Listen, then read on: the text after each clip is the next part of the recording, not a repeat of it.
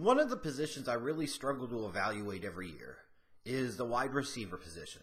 Specifically, the smaller, quick twitch type of explosive wide receivers, especially if they happen to play in these wide open spread type of systems. I always worry about putting too high of a grade on these guys. Like, I have a habit over the years of really pumping some of these guys full of smoke, like the Kendall Wrights and the Corey Colemans. Yes, obviously I was huge on Odell Beckham Jr., but one right doesn't make up for all these other wrongs. So I find myself trying to make sure that I really feel confident about a grade on these type of guys, because to me, they are incredibly difficult to grade. They really are. Like, sometimes I think it's easier to sit there and say, oh, this guy's 6'3", 6'4", average to above average speed, average to above average quickness. How do they separate? What's the quality of the route running? Can they get the 50-50 ball? What's their catch radius look like? Like, to me, those are much more cut and dry guys in a lot of ways, even though that's still an inexact science. As in general, the NFL draft is an inexact science. But with these quick twitch kind of slot weapon guys, it can be really hard because sometimes it translates and sometimes it doesn't. And just because they put up big numbers or were productive in college in no way, shape, or form is an indication that they automatically are going to at the NFL level. So when I started watching Christian Kirk, I had to catch myself and not just automatically fall in love with the big splashy plays and all the quickness and this and that, because I'm like, you've been there before. You've been burned before. And it's not automatically to say that Christian Kirk is going to be a bust.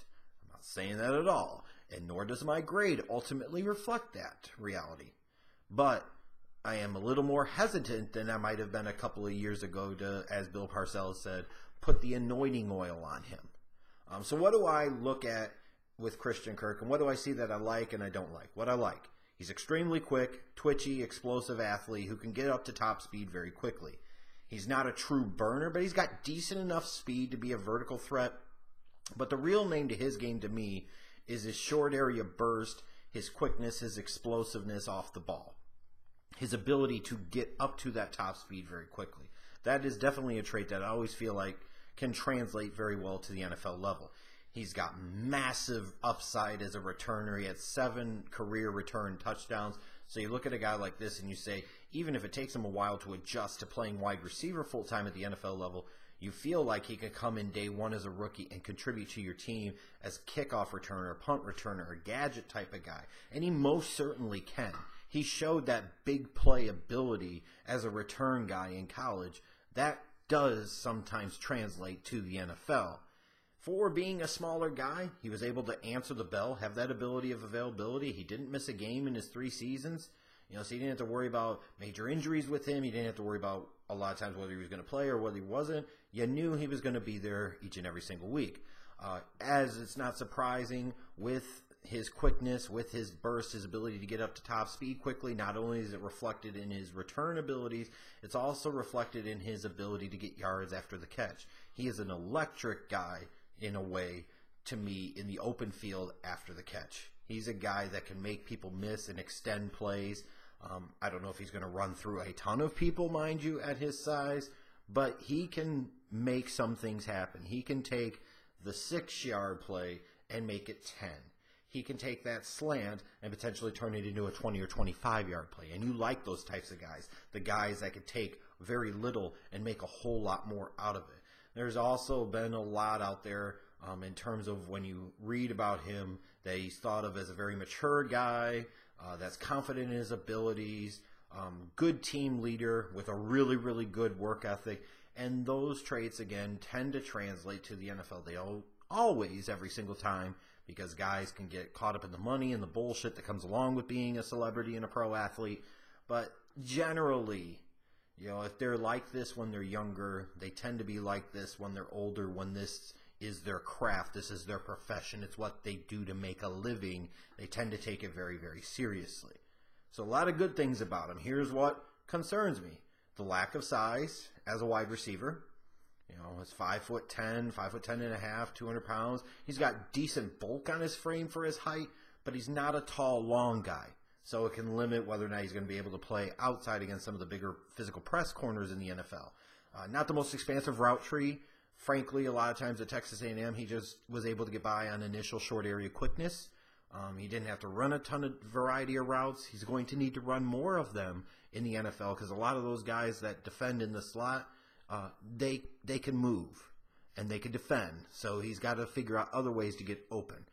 He also has a tendency to struggle against physical press coverage. Like, it seems like this is a knock I have against almost every single one of these receivers. He struggles to get off the ball when somebody gets up in his face. He's going to have to get better against that.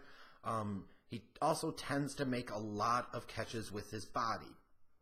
And I talked about this in the not the DJ Moore video. The DJ Moore video too, yes. But with other guys talking about that they have a tendency to let the ball get into their bodies. They have a tendency to not attack the ball. They have a tendency to not catch the ball away from their body. So what happens is you see this time after time after time with these body catchers when they get to the NFL. If they don't adjust, they start struggling with the drops because it's just not a natural act for them to catch the football. Then it also limits their effective catch radius. And for a guy like Christian Kirk at all of 5'10.5", you would like him to be able to be better more consistently at catching the ball in front of him, catching the ball away from his body on either side, being able to go low and get the ball, because it means your quarterback doesn't have to be quite as precise. Like, you look at Odell Beckham Jr., who's 5'11", 6 foot. He has a tremendous catch radius. I mean, he can go get the ball anywhere. You throw it to Odell Beckham Jr. when he's right physically, and he plays like a 6'6" wide receiver in terms of his ability to go get the football anywhere.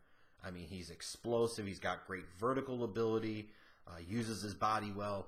Not everybody's going to be OBJ, and that's what makes OBJ special, but you would like to see Kirk do a better job of utilizing his hands to catch the ball as opposed to his body.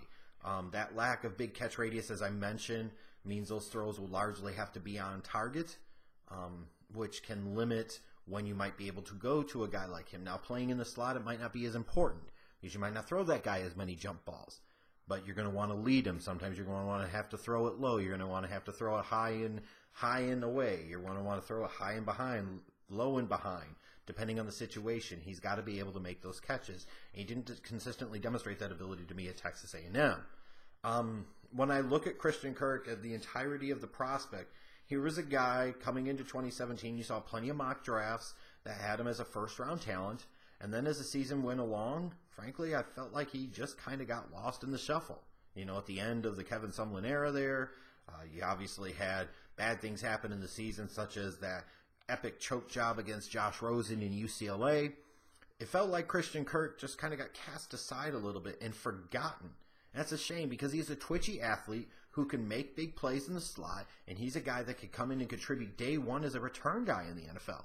If anything, those should be the type of guys that see their draft stock naturally rise throughout the draft process as more teams start to look at that and they value that. And for me, I just don't think his draft stock helped him that much. Like, even has been helped that much. Even like at the combine, he ran like 4.47. It's not terrible, but at 5'10", 200 pounds, and with the quickness that he has, you probably want him running in the 4.39 range.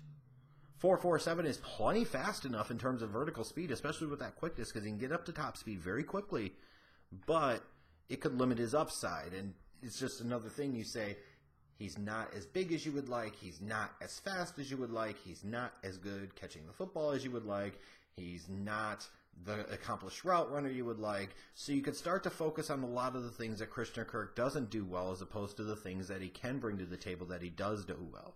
I think he primarily stays in the slot and becomes a bit of a gadget type of guy. How high do you take that type of guy? To me, probably early mid-round 2. And if you look at my grade, I've got a grade of 88.0 on him. He reminded me a bit of Brandon Cooks when Cooks was coming out of Oregon State. Now, Cooks ended up being able to play some outside at the NFL level, but I thought Brandon Cooks was a little bit better than Christian Kirk, but there are some similarities there.